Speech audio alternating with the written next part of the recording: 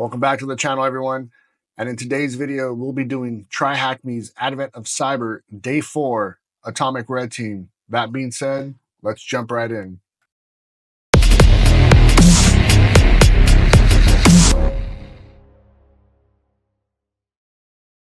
All right, we got everything set up, ready to go. Just for the record, I have not done this yet. The only thing I've done is start the machine. Again, I'm going over this as a beginner as well. Yes, I have used Atomic Red Team, but I'm not going over it as the norm. I'm just going to go through it as a beginner, so follow through if you want. I'm going to not read so much of the story just for time. The last couple of ones have been like over 30 minutes. I'm trying to cut that down.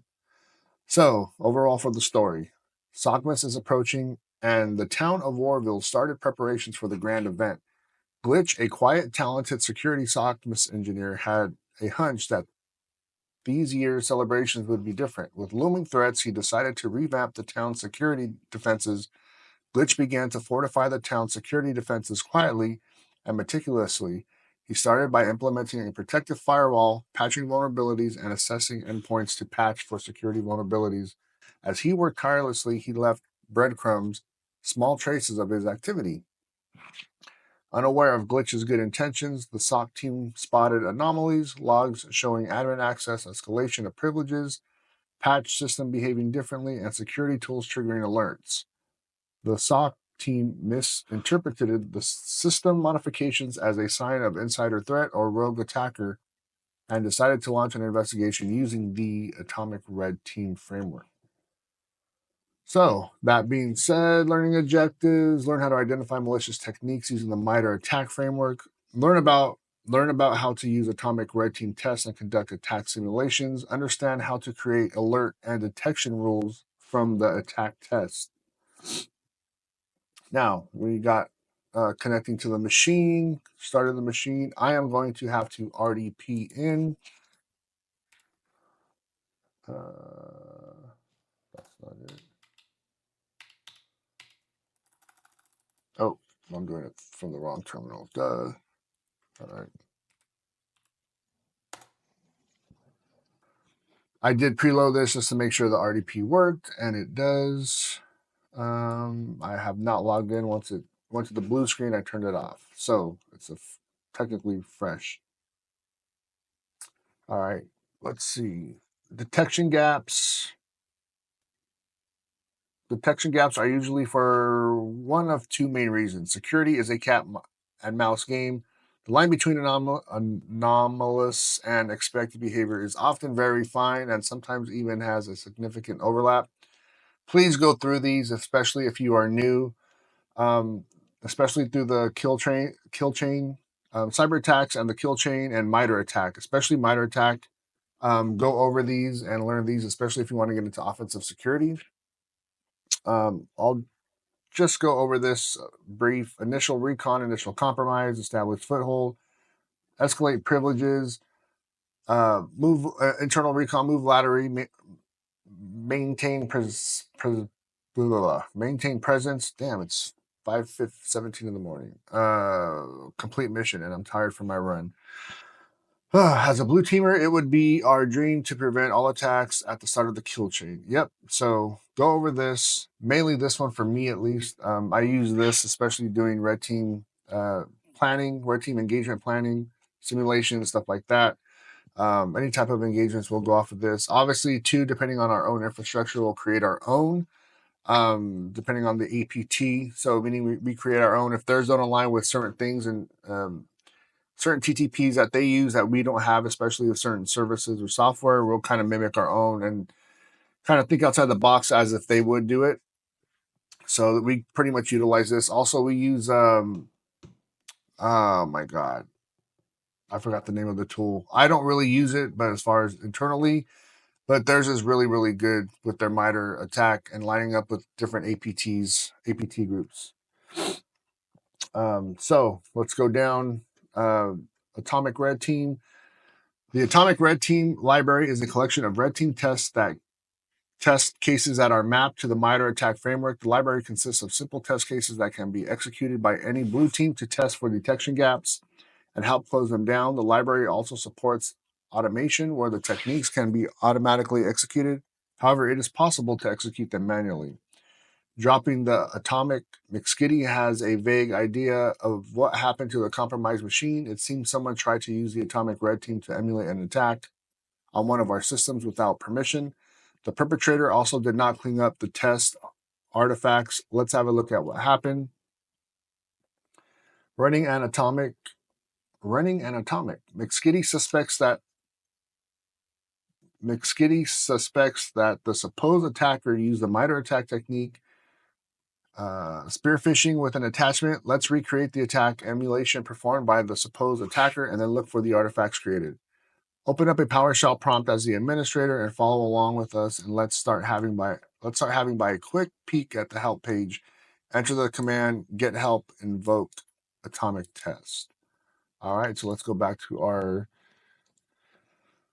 RDP box, or if you're following along, you're using the attack box. So from here, actually, I always do this. All right.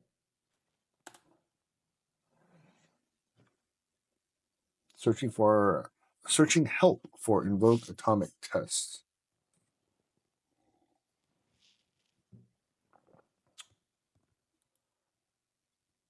Invoke atomic test, get help invoke atomic test. Is it administrator? Personal profiles.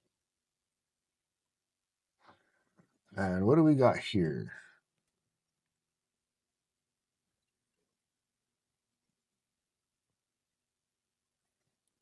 Did it not go through? Help PC users, administrators. Okay. That was weird.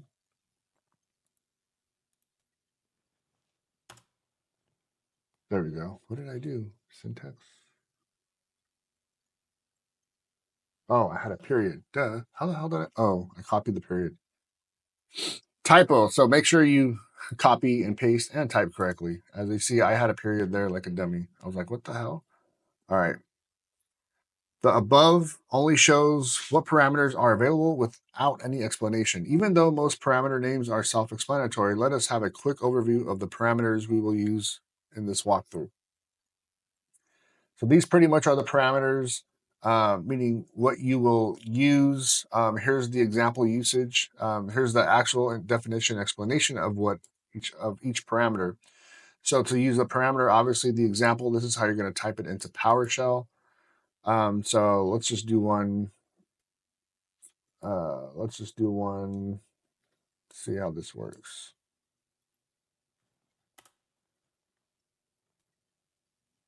So pretty much it's going to give you all the details, dependencies, cleanup commands, the whole nine. So show details. So pretty much show details of the atomic test T1566.001. So it's going to pretty much just show all the details of that test. So please read these. Obviously, there's a ton more, especially if you're going into offensive security, pen testing, red teaming, whatever you want to brand it as. Although red teaming is more in depth. Please read these because you will be utilizing these in your environment, as I do as well. Especially engagements, certain pen testing, whatever, depending on how your program is built up inside, you will be utilizing these. Atomic red team at least. So our first command, we would like to know more about what exactly happens when we test the technique T1566.001. To get this information, we must include the name of our technique we want information about and then add the flag show details. So I think that's the one I just did. That was a lot. Yep, there we go. So we got that there. Test begin. The output above is clearly split up into multiple parts. Each match a test. Let's examine what type of information is provided in a test. We will use a test we want to run as an example. So the full name of the MITRE attack technique that will be tested, technique, spear phishing, atomic test name, download macro, enable phishing attachment, yada, yada, yada. So pretty much this is going over each multiple part of the test.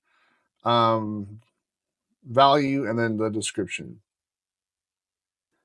So phishing, spear phishing attachment, T1566.001 emulated. Let's continue and run the first test of T1566.001. Before running the emulation, we should ensure that all required sources are in place to conduct it successfully, meaning everything should be installed in PowerShell. So pretty much they give it to you actually right here.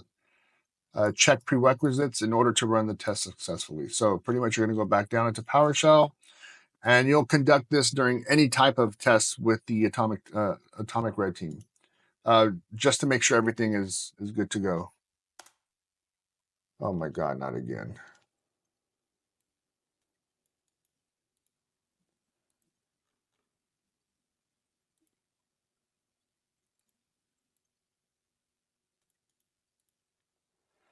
Let's copy and paste that. Oh, why does it keep doing that? Oh, there it goes. Did it? Yeah, there it goes. Check for prerequisites. Why did it do that the first time? Check prerequisites for download microfiction. Prerequisites met. So prerequisites met. Macro enabled phishing attachment is there. All right. Now that we have verified the dependencies, let us continue with the emulation. Execute the following command and start the emulation. So invoke test. Test number is 1. Hopefully the command comes up good. Why does it keep bouncing up like that? Running atomic test. Download macro enable attachment.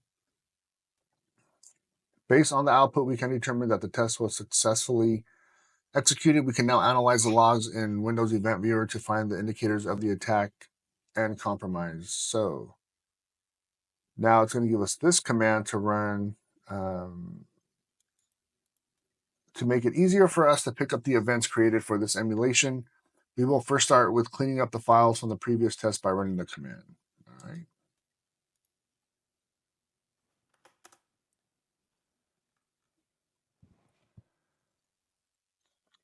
Done executing cleanup for test. There we go. Now that we have cleaned up the files and the sysmon logs, let us run the emulation again by using this command. Let's go ahead and run it, copy and paste, put that in our PowerShell terminal.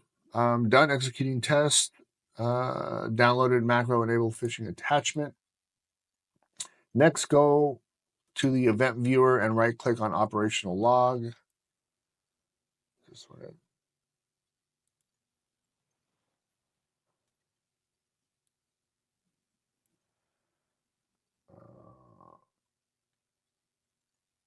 All right. I shut event viewer. Next, go to right click on the operational log on the left-hand side. Click refresh. There should be new events related to the emulated attack. All right.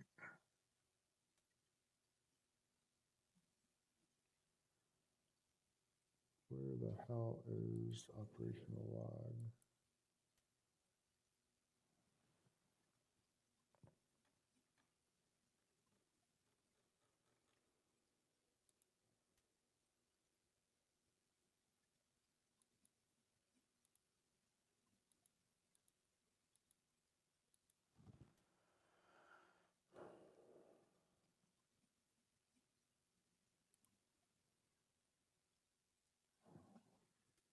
Next, go to the event viewer, right click on the operational log. All right, let's see this.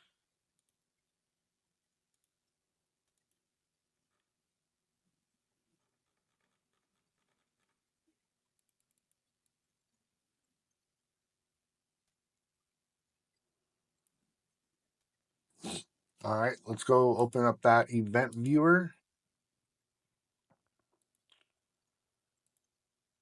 I haven't done this shit in a while. Let's see.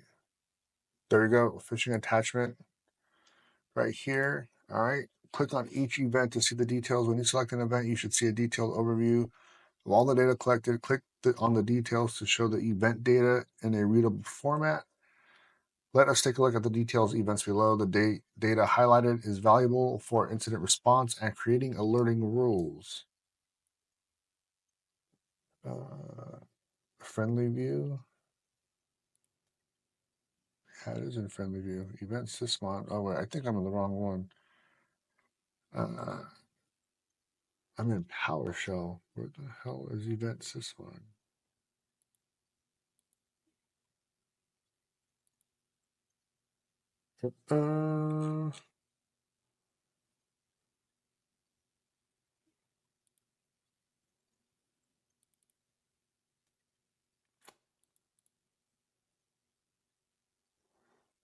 All right, that's good enough. Navigate to the C directory and open up the phishing attachment.txt. What was it? Administrator app data local temp. All right, users. Let me click out of this.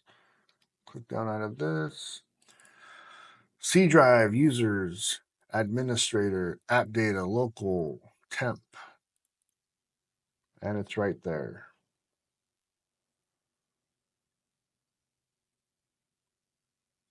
The flag is included. Open the file. Oh, okay. The flag's included. There we go. We got flag 1. I hate when it does this shit. All right, let's go ahead and copy and paste this and add this to the questions for question and answer number 1. See if it works. Boom. We got 1. So now we got 1, 2, 3, 4, 5 more. 6.1 is just 6.1 is a freebie. Okay, we'll go back up.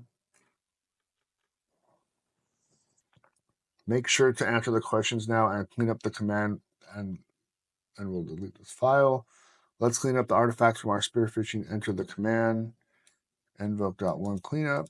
Now that we know which artifacts were created during the spear phishing emulation, we can use them to create custom alerting rules. In the next section, we will explore this topic further. Alerting on the atomic red team. I don't know why that didn't make sense to me. Anyway, in the previous paragraph, we found multiple indicators of compromise through the sysmon event log. We can use this information to create detection rules to include our EDR, SIEM, IDS, etc. These tools offer functionalities that allow us to import custom detection rules. There are several detection rule formats, including YARA, Sigma, Snort, and more. Let's look at how we can implement artifacts related to T1.566.001 to create custom Sigma rule. 2 events contain possible indicators of compromise. Let's focus on the event that contained the invoke web request command line. So let's see. We can use multiple parts of this artifact to include our custom Sigma rule. It is not common for this command to run the script behind the scenes. This command, attackers are often use a specific malicious domain to host their payloads, including the malicious URL, and the Sigma rule could help us detect that URL. Phishing attachment.xlsm. This malicious payload downloaded and saved on our system. We can include its name in the Sigma rule as well. Combining all these pieces of information in a Sigma rule would look something like this.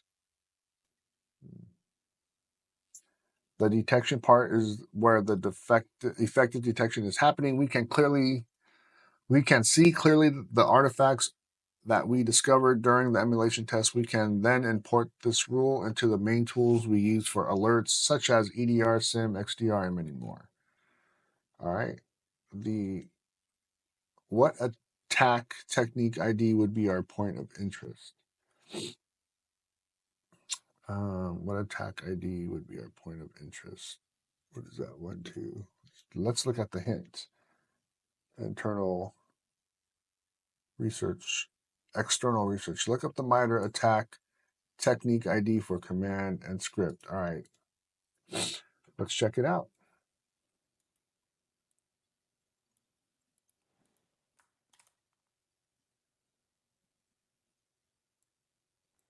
Ah, shit.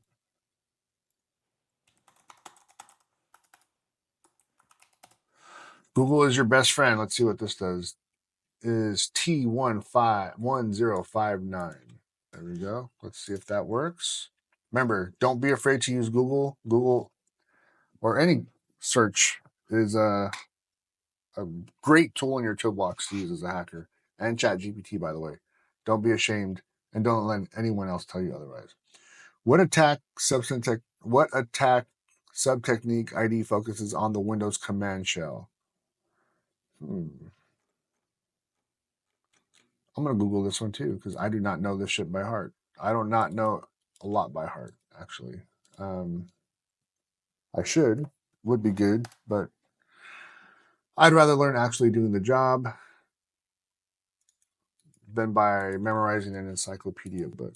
However, they are good to memorize, especially if you are doing certain things. But it's really hard to memorize all the MITRE attack framework, like literally everything. I have not yet seen anyone that does that, that knows. I know certain things that I need to know function or that I've used recently, but I doubt I will ever memorize all that shit by heart. The whole MITRE attack framework.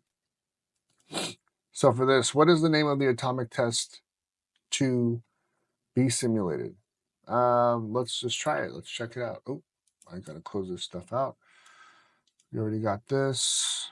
Administrator. Did I do it right? Invoke. Atomic. What was this?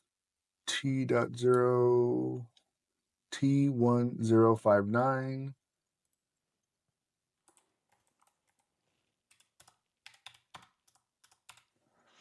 Let me just double check. T1059.0013. All right. I think it's show details. All right. Now, name should be up on here up top. It's a little laggy. All right. Let's see. Download. Nope. I went too far. All right. Upon execution.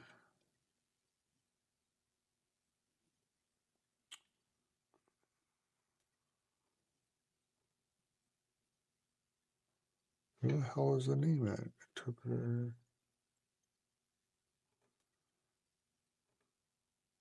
Oh, there it is. Atomic test name. I thought it would come up closer. I didn't know it would be there. Simulate Black Byte ransomware print bombing. Oops.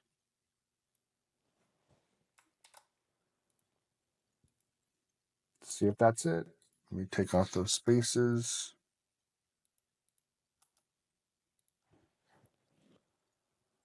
Perfect.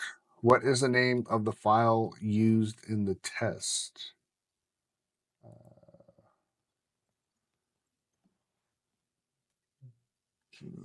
Subscription. Let's find the file. Local app data. Command those inputs.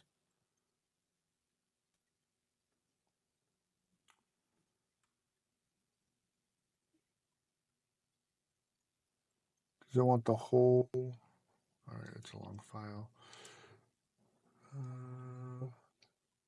Should be this one right here. Oops. Warville underscore ransomware.txt.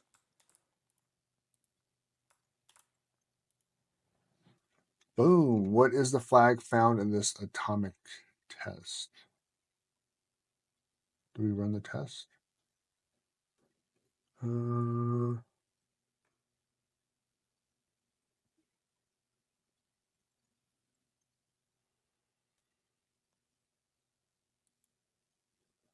Oops, let me put another. Let me add an hour. That went by quick.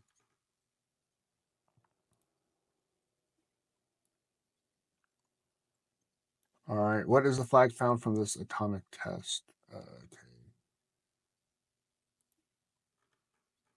All right, let's get back and run our command on here. Hopefully this thing doesn't keep popping up.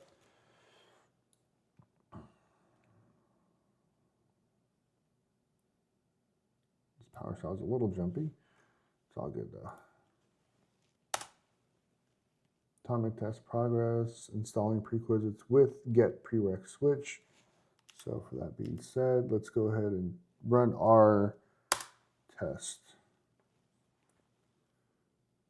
This command cannot be run, cannot find the file specific.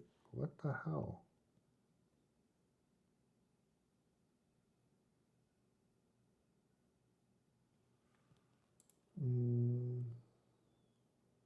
Did I spell it wrong?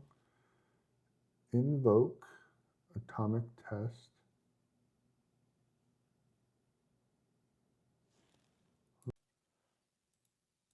All right, let's clear this out. We have to do it with 4, as we saw in the description. Should ask us to save a file. Printing ransomware. Let's go ahead and save an administrator desktop. And let's just say ransom.txt. All right, we got our file. As you can see, we got, it's going to be Warville ransom.txt. Shows up, saved it into a PDF file. And we have our, we have our flag.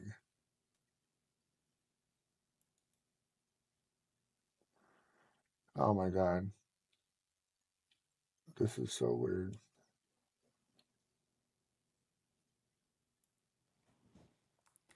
Control C, copy and paste. Submit. It works. Last one is a freebie, as I said before, and boom, we are done. Day 4 is complete. Day 5 will be out today. Got a little caught up last night with work. So, yeah, that being said, looking forward for day 5. And also, I'll be dropping my review later this afternoon for the Pwn Labs Microsoft Attack and Defend Bootcamp. See y'all later.